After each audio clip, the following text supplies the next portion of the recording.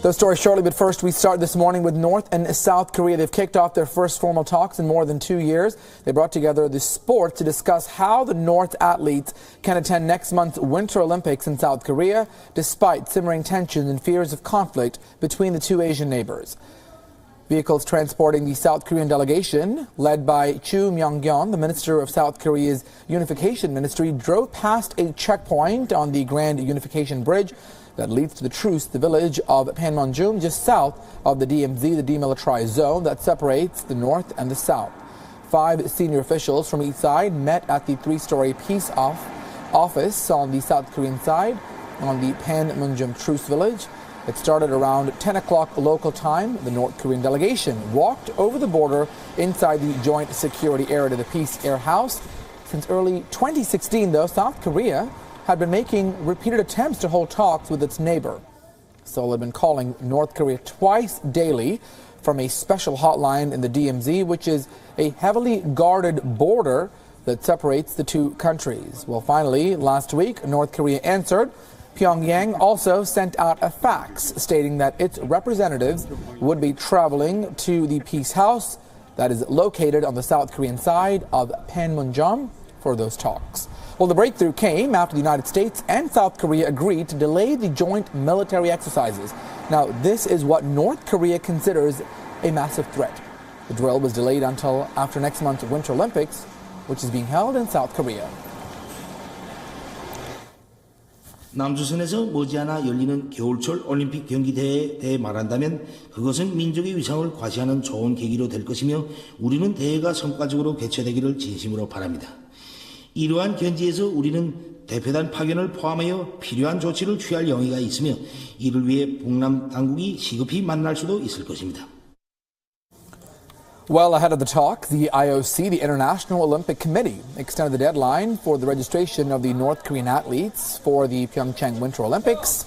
Only a figure skating pair from North Korea has secured a spot in the Games. Meanwhile, those who live in South Korea are a little upbeat about the sports diplomacy between the two countries. Now, they believe that the talks will be a precursor to many more bilateral talks in the near future.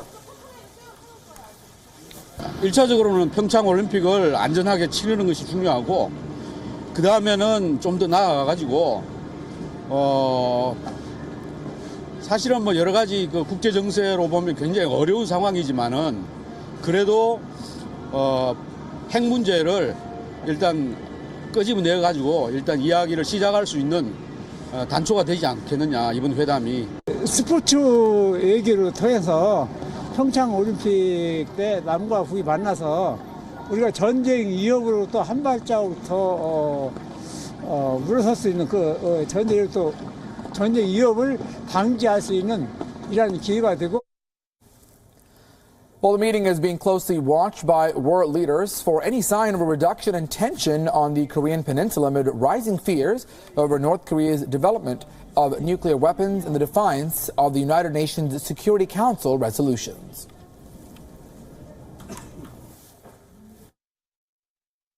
作为朝鲜半岛的近邻，中方欢迎并且支持朝韩双方近来就缓和相互关系采取的积极举动。我们也希望国际社会所有有关各方都能够对这一积极动向给予支持，并且呢能够共同努力找到缓解紧张、增进互信、恢复对话协商的好的办法。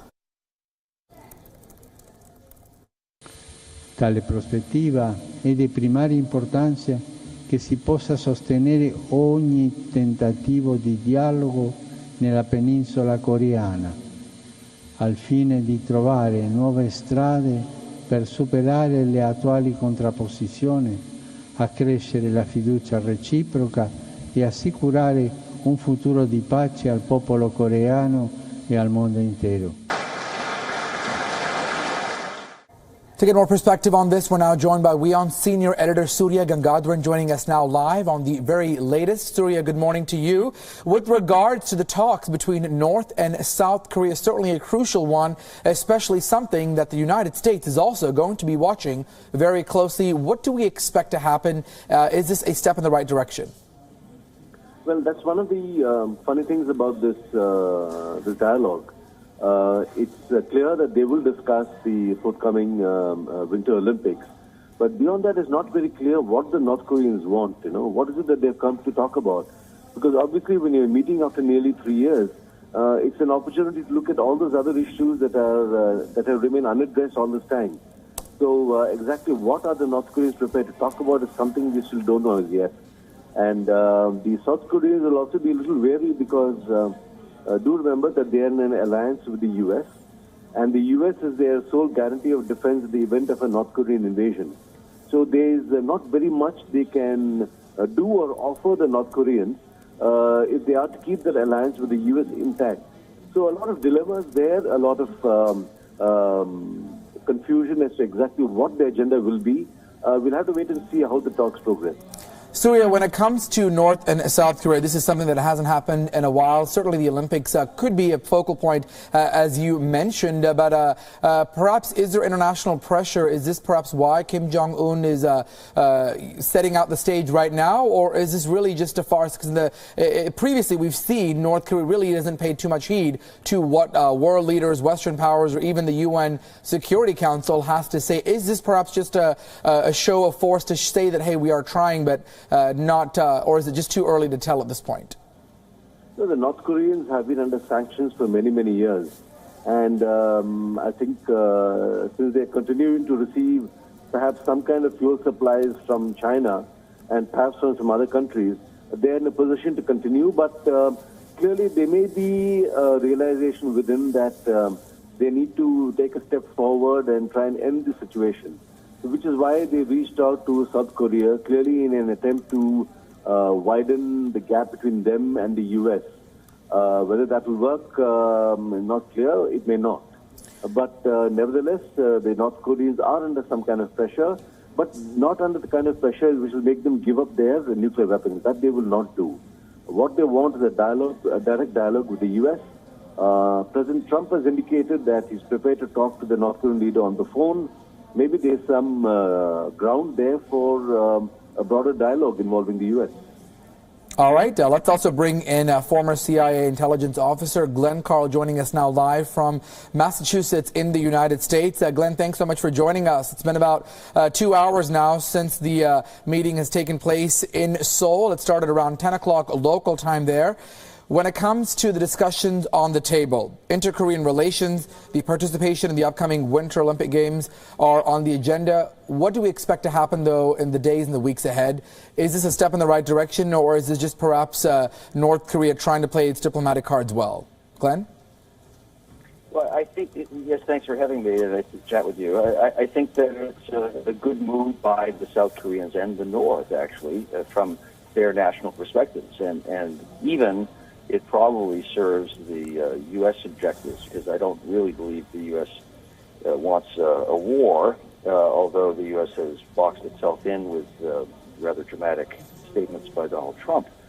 So this serves for the North Koreans to, just as our colleague a moment ago said, to draw out a bit of a wedge between South Korea, whose prime minister is keen to have, or a strong supporter of talking to the North, and with the United States, which has taken a rather intransigent position: no nuclear weapons, or no for the North, or no person talks. So I think it's a smart move. I also think that the variable in the equation has really been Donald Trump. North Korea has been quite consistent, and I'm no fan of North Korea, but their nuclear weapons program, the missile program, is a way to have national pride, but to keep their national independence from potential American invasion. And they are succeeding in that. And Glenn, interestingly, on New Year's Day last week, North Korean leader Kim Jong-un, perhaps surprisingly, took to more of a conciliatory note when it came to peaceful resolutions with the South. I mean, what is the equation there? I mean, certainly knowing that the United States and South Korea conducting their drills are allies, is this perhaps a move by Kim Jong-un to provoke U.S. President Donald Trump to maybe build an ally in South Korea? I mean, are we reading too much into this? No, I think it was. I'm glad that you mentioned that, because it was by the North Koreans a softer position, and it did give an opening for the negotiations the talk we're seeing now in a reduction in tensions.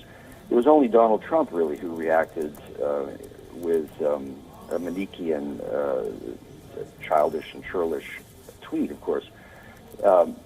So it seemed to me, that statement, to signal a consistent North Korean policy, which is that they will not, under any circumstances, give up their nuclear weapons and missile programs, and they seek national independence at the minimum. Now, whether they have more devious objectives and unification on terms that the South itself would want, and to, at the same time, to drive such a wedge between the South and the United States that the United States can be maneuvered out of South Korea is also possible. But they, to me, have played an astute hand here in the last week or so, and we're seeing the talks, and the South is open to reducing tensions. Absolutely. Certainly the world is watching, and certainly U.S. President Donald Trump eager to find out how those talks unfolded between North and South Korea. Glenn Carl joining us from the United States, and Surya and thanks for chiming in on this topic. Although both sides are still being represented by a 5-member delegation specializing in inter-Korean issues. The DPRK delegation is being led by Ri Song-kwon, who is the chairman of the Committee for the Peaceful Reunification of the Fatherland, which handles relations with South Korea. Ri is known as a close associate of the Senior Workers' Party official Kim Yong-chol, who Seoul believes was the mastermind of the 2 attacks back in 2010 that killed 50 South Koreans. Now, while the Unification Minister, Cho Myung-kyun, is leading the South Korean delegation, he's already said that he hopes the 2 countries will discuss issues of mutual interest for the improvement of inter-Korean ties and officials in charge of the Olympics. Well, officials from both the North and the South, when it comes to the Sports Committee, are also taking part in those talks.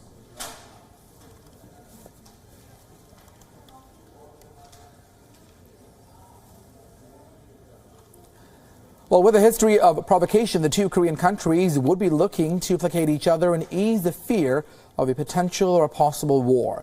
Now, while the talks will largely focus on North Korea's participation, as we mentioned, in the upcoming Winter Olympic Games in South Korea, the 2 sides certainly are going to also raise other issues that pertain to their own interest in their own backyard. Well, first up, South Korea's Moon Jae-in's government wants North Korea to participate in the games and certainly hopes to diffuse the tension with its longtime rival. South Korea, though, may suggest that athletes from both the countries parade together during the opening and the closing ceremonies. In fact, they may even file a joint women's ice hockey team. Well, the symbolic gesture is expected to get widespread attention after a year of heightened nuclear tensions in the Korean peninsula. North Korea is weak in winter sports and thus needs an additional quote to compete. Well, according to reports, North Korea's International Olympic Committee is in Switzerland to discuss the issue. South Korea is also expected to ask the IOC, the International Olympic Committee, to allow North Korea to attend the Games. Well, another issue besides the sporting aspect of it that may come up during the discussions is that South Korea plans to resume the temporary reunions of families that were separated by war and work out measures to reduce threats in the border areas. North Korea may demand some rewards in exchange for those steps. Pyongyang, in the meantime, may ask for a revival of stalled cooperation projects that are beneficial for North Korea, or the suspension of what North Korea dreads, the annual U.S. and South Korean military drills. North Korea sees this as a rehearsal for an invasion. Well, this may certainly become a point of contention, as South Korea cannot accept the suspension of the drills, considering its relations with the U.S. An agreement between the 2 countries to revive a jointly run industrial park or a tourism project may also draw criticism from other countries, because this may violate UN sanctions and, as a result, could cause South Korean money being sent to North Korea.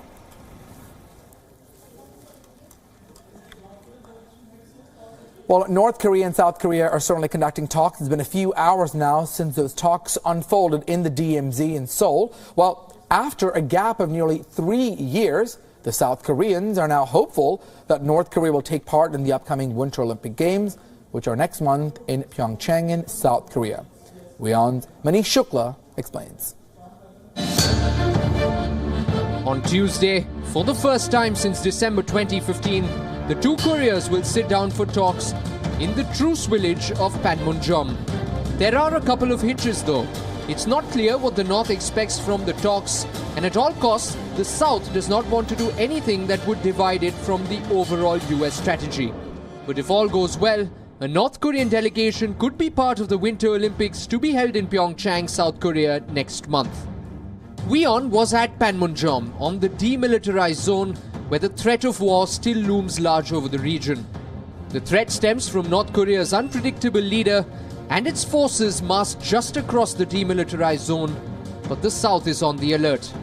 South Korea has around 2,500 tanks and the troops are stationed at the border so that if they need to mount a military response, they can enter North Korea without wasting any time. South Korea has substantially built up its own forces, and WION gives you a sneak peek into how Seoul, in the last 6 decades, has ensured it will be able to manage the military threat from North Korea. We are with the South Korean army. These are the Black Panthers. They are part of the mechanized units. Whenever the situation is tense at the border, the Black Panthers are pressed into service. K-2 and K-21 tanks are the main weapons of South Korea. South Korea, of course, is looking beyond the North's participation in the Winter Olympics. Through these talks, South Korea intends to reduce tensions on the peninsula and reunite families separated by the Korean War. The larger hope of reuniting the Koreas is too distant to contemplate. With Manish Shukla, Bureau Report, WION. The United States has blocked military aid to Pakistan last week. Now it has given a list of demands to Pakistan if they want America's financial help. The Pentagon announced that they would want Pakistan to stop being a safe haven for terrorists. U.S. officials believe that Pakistan's ISI, the Inter-Services Intelligence Agency, and other military bodies help fund and arm groups like the Taliban. Pakistan has denied this charge. Last week, U.S. President Donald Trump froze payments to Pakistan worth around $900 million, saying that Pakistan is simply not doing enough to target Afghanistan's Taliban and Haqqani group bases. The United States has said that the suspension of funding is not permanent and that the money was not being diverted elsewhere.